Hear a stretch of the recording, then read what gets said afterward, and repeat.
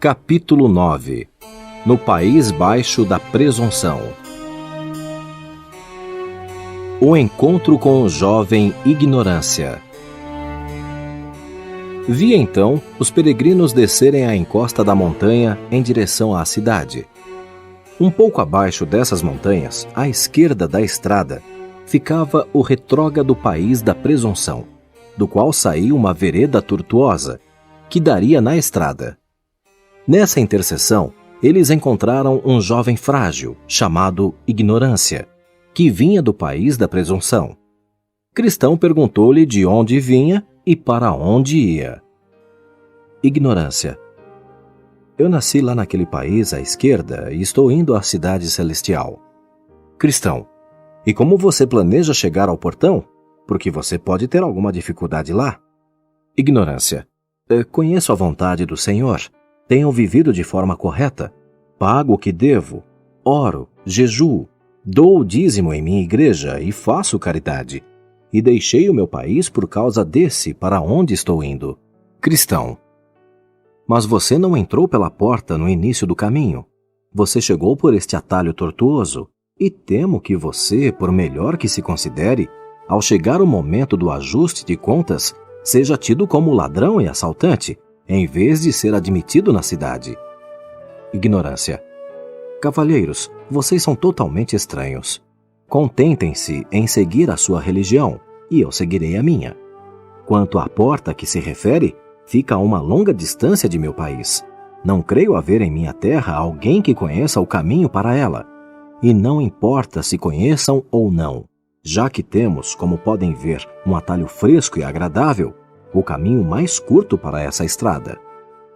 Ao ver que o jovem era sábio aos próprios olhos, Cristão alcançou esperançoso e cochichou-lhe: há mais esperança para o tolo que para ele. Mesmo quando o tolo vai pelo caminho, falta-lhe entendimento e ele demonstra a todos que é tolo. O que você acha? Devemos conversar mais com ele? Ou devemos deixá-lo para que pense no que lhe dissemos? Esperançoso: penso que não é bom dizer-lhe tudo de uma vez.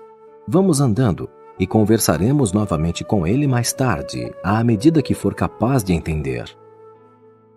O homem atado por demônios. Assim, seguiram à frente de Ignorância. Depois que ultrapassaram um pouco, entraram num beco muito escuro, onde encontraram um homem, de quem um espírito mau se apartara e andara buscando repouso sem o encontrar. Agora, o espírito mau voltara ao homem, trazendo consigo outros 7 espíritos piores que ele. Esses 8 espíritos tinham atado o homem com toda espécie de vícios e o estavam levando de volta à escura porta da encosta da montanha. Ao vê-lo, os peregrinos tremeram. Enquanto os demônios levavam o homem, Cristão olhou para ver se o conhecia. O homem mantinha a cabeça baixa, e Cristão não pôde ter certeza, mas pareceu-lhe ser um tal de desviado da cidade da apostasia. O Senhor Pouca Fé. Eles passaram pelo Senhor Pouca Fé, cujos inimigos culpa, desconfiança e covardia haviam-no dominado completamente, deixando-o destituído não apenas de consolo, mas também de coragem. Assim, em vez de estar alegre por não lhe haverem tomado o passaporte para a cidade, seguia o restante do caminho, afligindo-se e falando de sua perda. Cristão: ao ouvir falar de alguém que foi derrotado, desejemos jamais encontrar um inimigo, em vez de gabar-nos de ser melhores que ele. Tampouco nos exultemos em nossa coragem. Aqueles que agem assim geralmente fazem pior quando são tentados. Lembra como Pedro gabou-se quando a sua presunção instigou-o a dizer a Jesus: Senhor, estou pronto a ir contigo até a prisão e a morte, ainda que me seja necessário morrer contigo, de modo nenhum te negarei. Entretanto, não se conhecia inteiramente, pois veio a negar a Jesus 3 vezes, na ocasião mais dolorosa para o Senhor, em vez de correr qualquer risco de sofrer com ele. É melhor não confiar na própria força, mas revestir-se de toda a armadura de Deus. O apóstolo Paulo, que tinha muita prática, admoestou: tomando sobretudo o escudo da fé, com o qual podereis apagar todos os dardos inflamados do maligno. É bom também solicitarmos do rei uma escolta. Sim, que ele mesmo vá conosco. A sua presença fez Davi regozijar-se no vale da sombra da morte. Se ele for conosco, não precisaremos temer, ainda que sejam 10.000 os nossos oponentes. Mas sem ele, nada podemos fazer. Estive em combate por um longo tempo, e pela bondade de Deus ainda estou vivo, mas não posso ufanar-me de minhas façanhas ou de minha fé.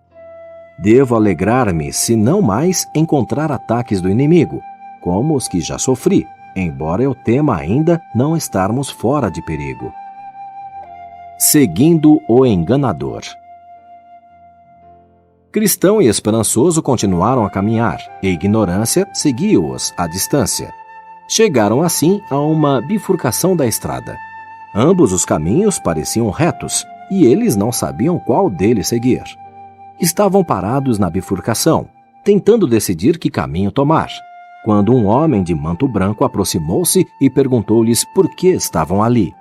Responderam que estavam indo à cidade celestial, mas não sabiam qual era a estrada certa.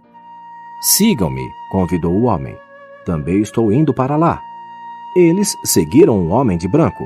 Depois de algum tempo, a estrada começou a virar, gradualmente, a princípio, mas continuou virando até que perceberam estar indo numa direção totalmente oposta à cidade de Sião. Contudo, continuaram a seguir o homem. Logo foram apanhados numa rede, onde ficaram tão emaranhados que não podiam livrar-se. Então, o manto branco caiu das costas do guia, e os peregrinos viram que ele era um diabo. "Agora vejo o meu engano", exclamou o cristão. "Os pastores recomendaram que tomássemos cuidado com o enganador. Agora descobrimos que é exatamente como disse o sábio.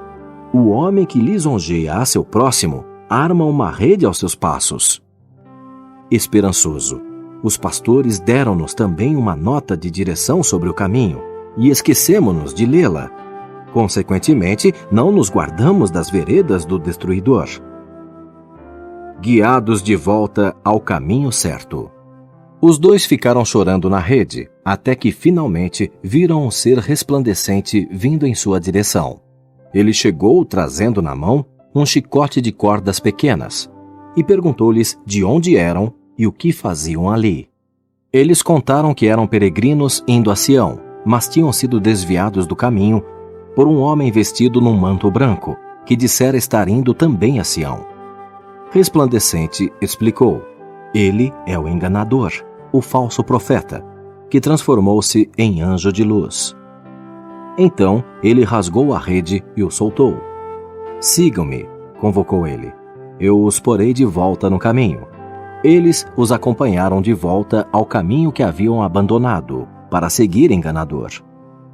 "Onde estiveram a noite passada?", indagou Resplandecente. "Com os pastores, nas montanhas deleitáveis", responderam ambos.